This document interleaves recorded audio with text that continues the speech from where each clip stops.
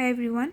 सो अब second lecture में हम लोग कंप्लीट करेंगे bone marrow and haemopoiesis. So bone marrow जो होती है it is a normal site for haemopoiesis after birth. तो हीमोपोइसिस जैसे मतलब क्या होता है, हीमोपोइसिस बोल लो या हीमाटोपोइसिस बोल लो, which means formation of the blood cells. ठीक है, सभी तरीके के ब्लड सेल्स की फॉर्मेशन को हम हीमोपोइसिस या हीमाटोपोइसिस बोलते हैं, जिसकी नॉर्मल साइट होती है बोन मैरो इन एडल्ट्स। ये कह लो आफ्टर बर्थ वो बोन मैरो होती है। क्लियर। बर्थ से पहले ये चीज़ जो है ये स्प्लीन में, लिवर में, योक सैक में, इन जगह पे भी होती है ड्यूरिंग फीटल लाइफ। लेकिन बर्थ के बाद ये यूजुअली जो नॉर्मल साइट है वो उसकी है हीमोपोइसिस की, वो बोन मैरो है। अब बोन मैरो ना 3 तरीके की होती है, yellow bone marrow, red bone marrow and white bone marrow. ठीक है, अब हम इनको देख लेते हैं कि ये क्या है। और जो हीमोपोइसिस है वो एक एक्टिव प्रोसेस होता है। ठीक है, और वो रिप्लेस करता है लाइक ब्लड सेल्स को जो भी डैमेज हो गए हैं या हेमरेज हो गया है या इन्फेक्शंस के केस में, तो उन सेल्स को वापस रिप्लेस करना है, तो हीमोपोइसिस उसको रिस्पॉन्ड करता है। देन रेड बोन मैरो हमारे पास सबसे पहले होती है in the medullary cavity of all the bones. ठीक है, लाइक जब बर्थ होता है जैसे, तो तब बोन्स में रेड बोन मैरो होती है। फ्रॉम चाइल्डहुड क्या होता है कि रेड बोन मैरो हमारी प्रोग्रेसिवली रिप्लेस हो जाती है by the yellow bone marrow. तो उनमें फैटी सेल्स बनने लगते हैं और वो बेसिकली इनएक्टिव स्टेट में चली जाती है, तो उसको कहते हैं येलो बोन मैरो। तो red bone marrow is converted to yellow bone marrow after birth. ठीक है, अब जो हमारा बोन मैरो है वहाँ पे ऐसा क्या है, वहाँ पे होते हैं स्टेम सेल्स जो कि हमारे सभी तरीके के ब्लड सेल्स को बना सकते हैं, जिन्हें हम कहेंगे प्लूरिपोटेंट स्टेम सेल्स। जैसे कि उनका नाम होता है hemopoietic stem cells, HSCs which are hemopoietic stem cells. और येलो बोन मैरो में हमारे पास होते हैं मीजेनकाइमल स्टेम सेल्स। ठीक है, तो ये stem cells red bone marrow में हीमोपोइटिक स्टेम सेल्स हैं और यहाँ पे मीजेनकाइमल स्टेम सेल्स हैं। तो ये तो हो गया introduction. Then types of bone marrow में मैंने आपको बताया red bone marrow, yellow bone marrow and white bone marrow, ये होती है हमारे पास। अब जो रेड बोन मैरो होती है ना, ये एक्टिव होती है, एक्टिव बोन मैरो होती है और रेड इन कलर होती है। ऑब्वियसली नाम से ही पता चल रहा है, रेड ब्लड वेसल्स रिच होते हैं यहाँ पे। ठीक है, और रेड इन कलर है और एक्टिव मैरो है। अब जो हमारी रेड बोन मैरो है ये प्रेजेंट होती है in almost all the bones of the body at birth के टाइम पे ये हमारी बॉडी में like almost all the bones में प्रेजेंट होती है। लेकिन जैसे जैसे मैंने बताया एज बढ़ती है, हमारी फैटी टिश्यू, फैट सेल्स उसको रिप्लेस कर देते हैं और इनएक्टिव कर देते हैं, बेसिकली इनएक्टिव मैरो बन जाती है, जिसे कहते हैं yellow bone marrow. And by the age of 20 to 30 years, red bone marrow of the long bones ceases to produce cells and active marrow is limited to the membranous bones like skull bones, vertebrae, ribs, sternum, pelvic and pectoral girdle। मतलब 20 से 30 साल की as में फिर red bone marrow जो है वो sales नहीं बनाती है। ठीक है, मतलब it ceases to produce cells and मतलब कहाँ की, सभी लॉन्ग बोन्स की।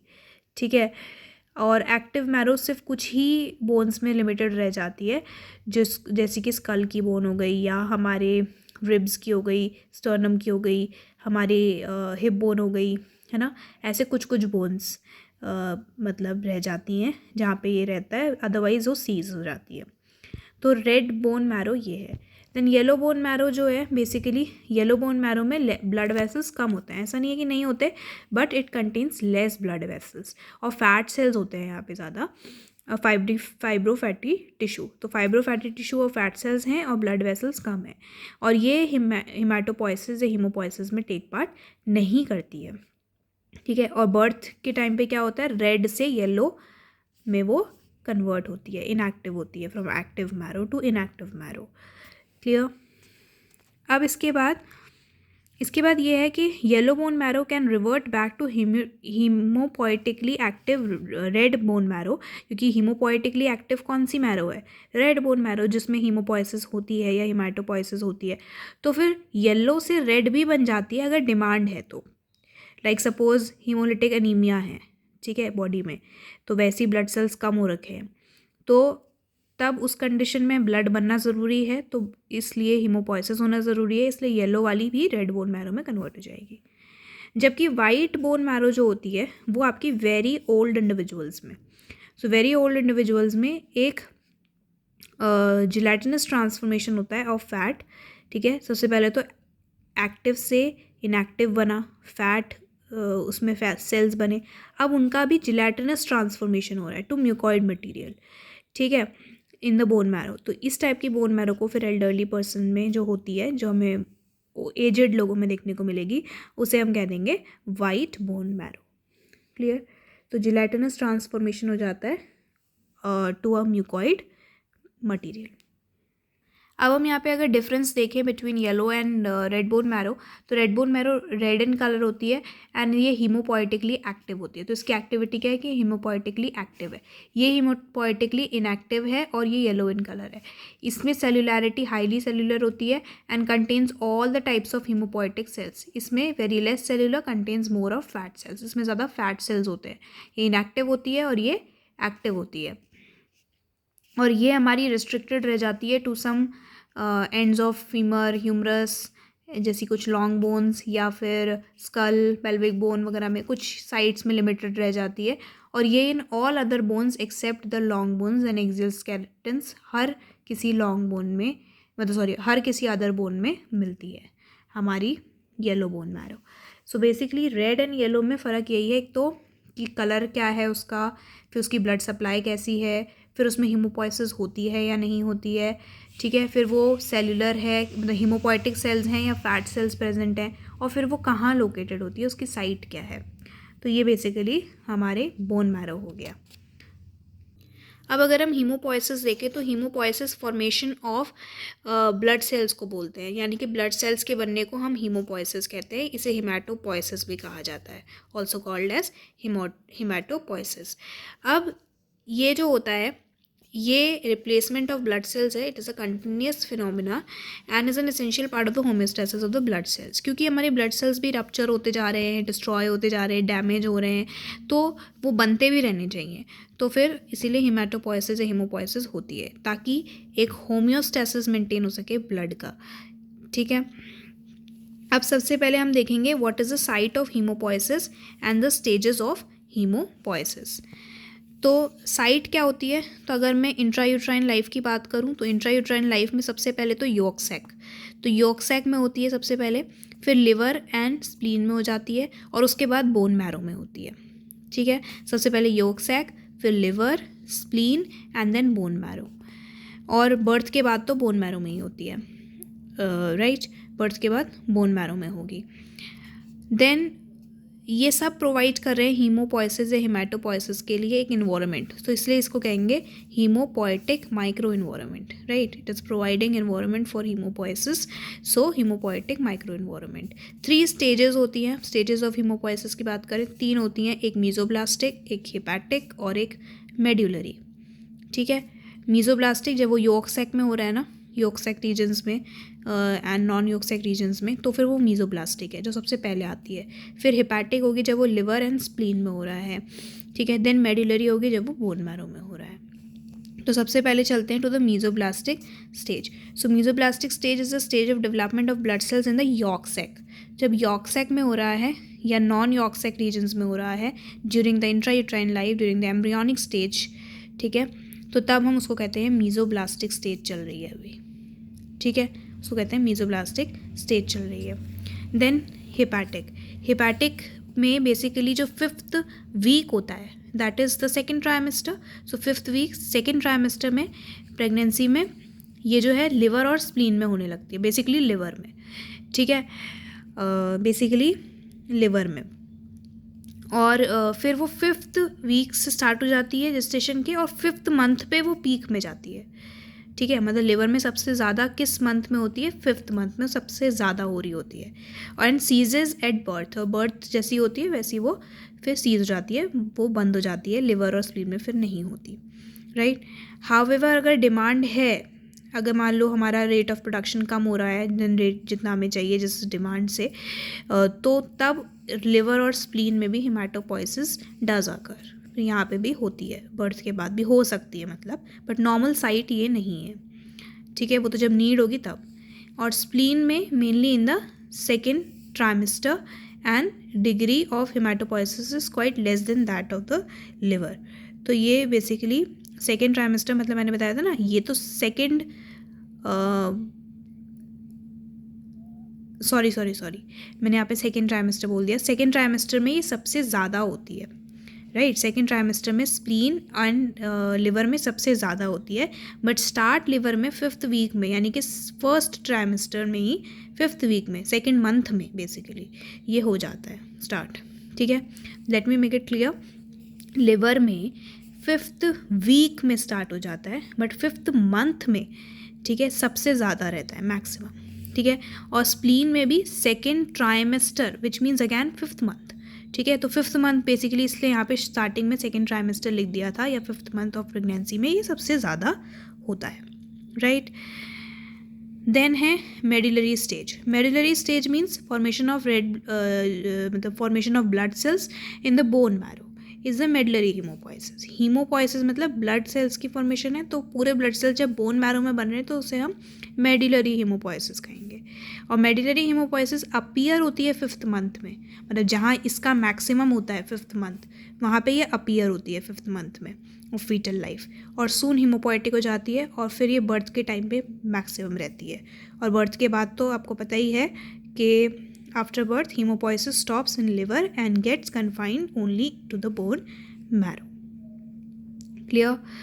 अब यहाँ पे एक ये ग्राफ है जो बहुत इजी है समझना, कि सबसे पहले मीजोब्लास्टिक हो रही है, दैट इज़ यॉर्क सैक में हो रही है हीमोपोइसिस, ठीक है। तो सबसे पहले वो हाईएस्ट पे है, जब यहाँ पे हमारा मंथ कौन सा है या इंट्रायूट्राइन लाइफ कौन सी है, एकदम 0 मंथ, अभी कुछ नहीं, स्टार्ट ही हुआ है जस्ट, ठीक है। तो सबसे पहले यॉर्क सैक में हो रही है हीमोपोइसिस, फिर धीरे धीरे यॉर्क सैक से कम होने लगती है, ठीक है।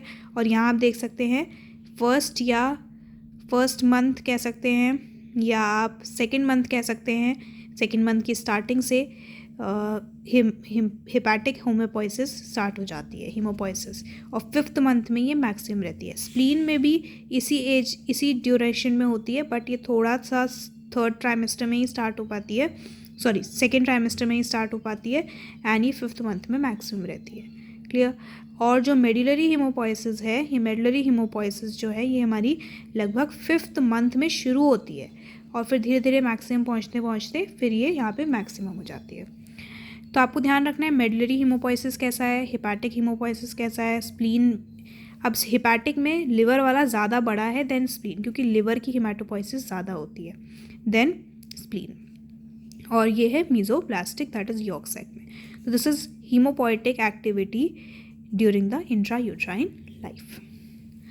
Now what is the rate of medullary haemopoiesis. अगर मैं मेडुलरी हीमोपोइसिस या बोन मैरो में देखूँ कि किस रेट से सेल प्रोड्यूस होते हैं, तो 6 बिलियन सेल्स प्रोड्यूस होते हैं पर kg body weight per day in adults and in adolescents. मतलब 6 बिलियन सेल्स प्रोड्यूस हो रहे हैं हमारे, जिसमें अलग अलग रेड ब्लड सेल्स का अलग है, प्लेटलेट्स का अलग है, ग्रैन्युलोसाइट्स का अलग है, ठीक है। बट हमें ओवरऑल याद रख सकते हैं that nearly about 6 billion cells are produced per kg of the body weight per day in adolescents and in adults.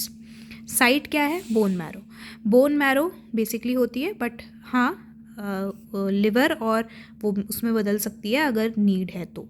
लेकिन अगर मैं इराइथ्रोपोइसिस की बात करूँ, बिकॉज हीमोपोइसिस के अंदर 3 चीज़ें आती हैं, इराइथ्रोपोइसिस, ल्यूकोपोइसिस, थ्रोम्बोपोइसिस। तो उसके अंदर जो इराइथ्रोपोइसिस है उसके लिए बोन मैरो ही एक सोल साइट है, राइट। बोन मैरो में ही होता है इराइथ्रोपोइसिस इन ह्यूमन बींग्स, ठीक है। देन हम चलते हैं to the steps of hemopoiesis. तो स्टेप्स ऑफ हीमोपोइसिस में सबसे पहले हम यहाँ देख सकते हैं स्टेम सेल्स होते हैं हमारे पास, जिन्हें मैंने बोला था हीमोपोइटिक स्टेम सेल्स HSCs, जो कि प्लूरीपोटेंट सेल्स हैं या मल्टीपोटेंट सेल्स हैं, क्योंकि ये सभी तरीके के ब्लड सेल्स बनाने के केपेबल होते हैं। फिर इन स्टेम सेल से बनते हैं प्रोजेनाइटर सेल्स, ठीक है, प्रोजेनाइटर सेल्स। देन उसके बाद बनते हैं प्रिकर्सर सेल्स, जिन्हें इंटरमीडिएरी सेल्स भी बोलते हैं। एंड देन हो जाते हैं हमारे मैच्योर्ड सेल्स, या फिर जो हमारे फाइनली इवेंचुअली जो सेल्स बनने हैं मैच्योर वाले वो। ठीक है, सबसे पहले stem cells like haemopoietic stem cells, then progenitor cells, then precursor cells और intermediary and then mature cells. अब जो हमारे स्टेम सेल्स हैं, इनकी दो इम्पॉर्टेंट प्रॉपर्टीज़ होती हैं, वो होती है सेल्फ रिन्यूअल एंड डिफ्रेंसिएशन। मतलब एक तो ये प्रॉपर्टी अपने आप, मतलब जो स्टेम सेल्स हैं वो खुद के डुप्लीकेट करके खुद और सारे स्टेम सेल्स भी बनाते रहते हैं ताकि वो ख़त्म ना हो स्टेम सेल्स। ठीक है, दूसरी चीज़ ये डिफ्रेंशिएट करते हैं इनटू द अदर सेल्स। ठीक है, आगे फर्दर डिफ्रेंसिएशन करके आगे प्रोजेनाइटर सेल्स बनाते हैं एंड देन फर्दर और प्रिकर्सर सेल्स वगैरह बनाते हैं। ठीक है, तो दो प्रॉपर्टी हो गई स्टेम सेल्स की, एक सेल्फ रिन्यूअल और एक डिफ्रेंसिएशन। देन हमारे पास आएंगे, इस स्टेम सेल्स के बाद हमारे पास आएंगे common progenitor cells. Common progenitor cells के अंदर एक आएगा हमारा माइलॉइड स्टेम सेल्स, या कह लो कॉमन प्रोजेनाइटर सेल में कॉमन माइलॉइड सेल्स, एंड एक आ जाएंगे हमारे कॉमन लिम्फॉइड सेल्स, राइट। ठीक है, तो stem cells then progenitor cells. Progenitor cells मतलब स्टेम सेल्स के अंदर ही आ जाएगा वैसे तो, लेकिन common progenitor, lymphoid and myeloid cells आप बोल सकते हैं, राइट। देन उसके बाद क्या होगा, ये मैंने चीज़ आपको बताई थी कि 3 टाइप्स की होती है हीमोपोइसिस में, इराइथ्रोपोइसिस, ल्यूकोपोइसिस, थ्रोम्बोपोइसिस। ठीक है, ऑब्वियसली रेड ब्लड सेल्स का बनना, WBCs का बनना एंड प्लेटलेट्स का बनना। फिर उसके बाद हमारी जो कॉमन प्रोजेनाइटर माइलिनॉइड वाली स्टेम सेल थी, उसने क्या किया, कॉमन माइलिनॉइड सेल ने बेसिकली हमारा डिफ्रेंशिएट हुई into precursor cells. Now precursor cells में हमारे पास आते हैं प्रो इराइथ्रोब्लास्ट, जो कि इराइथ्रोसाइट्स बनाएंगे ऑब्वियसली। ठीक है, माइलोब्लास्ट जो कि ग्रैन्युलोसाइट्स बनाएंगे, neutrophil, eosinophil, basophil. Then monoblast जो कि मोनोसाइट बनाएंगे, एंड मेगाकार्योब्लास्ट जो कि प्लेटलेट्स बनाएंगे। और लिम्फॉइड वाला जो था, lymphoid precursor, common lymphoid precursor, तो उसके common lymphoid stem cell sorry, वो वाला बनाएगा हमारा lymphoblast precursor cell, right. Lymphoblast मतलब कि कुछ ऐसा है कि सबसे पहले हमारे पास प्लूरिपोटेंट स्टेम सेल्स आएंगे, फिर हमारे पास कॉमन प्रोजेनाइटर सेल्स आएंगे, myeloid stem cells and lymphoid stem cells. ठीक है, देन फर्दर और सारे प्रोजेनाइटर सेल्स होते हैं, ठीक है, जिनकी नेम अभी मैं नहीं बता रही। उसके बाद फिर हमारे प्रिकर्सर सेल्स होते हैं। तो जो माइलॉइड स्टेम सेल से बना है, ठीक है, उसमें क्या हो जाता है, उसके अंदर आते हैं प्रोइराइथ्रोब्लास्ट, माइलोब्लास्ट, मोनोब्लास्ट एंड मेगाकार्योब्लास्ट। जबकि लिम्फॉइड स्टेम सेल्स के अंदर आते हैं लिम्फोब्लास्ट। ठीक है, अब लिम्फोब्लास्ट हमारे लिम्फॉइड के अंदर जो आते थे उससे बन जाएंगे लिम्फोसाइट्स, और बाकी सारे किसके अंदर आते थे, माइलॉइड। तो माइलॉइड में माइलोब्लास्ट ये आपके न्यूट्रोफिल्स, एओसिनोफिल्स, बेसोफिल्स बनाएंगे। प्रोराइथ्रोब्लास्ट आपके रेड ब्लड सेल्स, RBCs बनाएंगे। मेगाकार्योब्लास्ट आपकी प्लेटलेट्स बनाएंगे। मोनोब्लास्ट आपकी मोनोसाइट्स बनाएंगे। क्लियर। तो ये होता है हीमोपोइसिस के स्टेप्स। देन चलते हैं टू रेगुलेशन ऑफ हीमोपोइसिस। तो हीमोपोइसिस के लिए, रेगुलेशन के लिए, जैसे हमारे पास इराइथ्रोपोइटिन, बिकॉज हमने बोला erythropoiesis is also it also comes under haemopoiesis. So erythropoietin जो है वो इराइथ्रोपोइसिस बेसिकली करवाता है। इट इज़ एन हार्मोन, ठीक है, इट इज़ अ हार्मोन जो कि बेसिकली ये इराइथ्रोपोइसिस करवाएगा। ठीक है, जेजी सेल्स ऑफ किडनी से ये सिक्रीट होता है। तो एक तो ये हो गया जो रेगुलेट करेगा हीमोपोइसिस को, बेसिकली इराइथ्रोपोइसिस को। देन हमारे पास इंटरल्यूकिन्स होते हैं। ठीक है, इंटरल्यूकिन्स 1 से लेकर 11 तक होते हैं। This interleukin 1 to interleukin 11, IL-1 to IL-11। अब इसमें जो इंटरल्यूकिन 5 है वो इओसिनोफिल डेवलपमेंट कराता है। जो 2 एंड 4 है वो हमारी लिम्फोसाइट डेवलपमेंट कराता है। 1 एंड 2 है वो हमारी मोनोसाइट और मैक्रोफेज की डेवलपमेंट कराता है। देन इंटरल्यूकिन्स के बाद होते हैं कॉलोनी स्टिमुलेटिंग फैक्टर्स, CSF। ठीक है, CSF जो है वो है कॉलोनी स्टिमुलेटिंग फैक्टर। तो कॉलोनी स्टिमुलेटिंग फैक्टर के मेजर 3 ग्रुप होते हैं, MCSF, GCSF, GMCSF। अब देखो M से स्टार्ट हो रहा है ना, तो इसलिए जो मोनोसाइट प्रिकर्सर्स बनाएगा, ठीक है, वो हमारे मतलब मोनोसाइट बेसिकली फॉर्म करने में हेल्प करेगा, वो हमारा है MCSF। जो GCSF है वो हमारी ग्रैन्युलोसाइट्स के लिए है, और GM वाले ग्रैन्युलोसाइट्स एंड मोनोसाइट्स दोनों के लिए है। क्लियर। अदर ग्रोथ फैक्टर्स अगर हम देखें तो उसमें CSF1 factor 1, colony stimulating factor 1, CSF1 जो है ये भी होता है। तो ये बेसिकली मैक्रोफेज डेवलपमेंट कराता है। क्या कराता है? मैक्रोफेज डेवलपमेंट कराता है। और एक ल्यूकीमिया इनहिबिटरी फैक्टर है जो कि ग्रोथ ऑफ मेगा कार्योसाइट्स हेल्प करता है, मतलब बेसिकली जो फर्दर हमारी प्लेटलेट्स है। तो leukaemia inhibitory factor LIF, which controls the growth of the megakaryocytes. So this was all about hemopoiesis. यहाँ पे हमारा चैप्टर फिनिश होता है। तो हमने बोन मैरो एंड हीमोपोइसिस ये दो चीज़ें कर ली हैं हमने। क्लियर। जैसे हम इस डायग्राम में देख सकते हैं, यहाँ पे इराइथ्रोसाइट के लिए होता है। अभी हम पढ़ेंगे व्हाट इज़ प्रोनॉर्मोब्लास्ट, बट इसका प्रिकर्सर हम ऐसे लिख सकते हैं प्रोराइथ्रोसाइट, ठीक है, सॉरी प्रोराइथ्रोब्लास्ट, ठीक है, प्रोराइथ्रोब्लास्ट। देन इन सब के, ठीक है, इन तीनों के लिए है माइलोब्लास्ट, इसके लिए है मोनोब्लास्ट, इसके लिए है मेगाकार्योब्लास्ट, इसके लिए है लिम्फोब्लास्ट। क्लियर।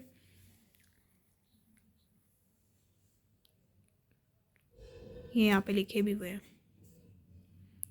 क्लियर। ये थैंक यू सो मच।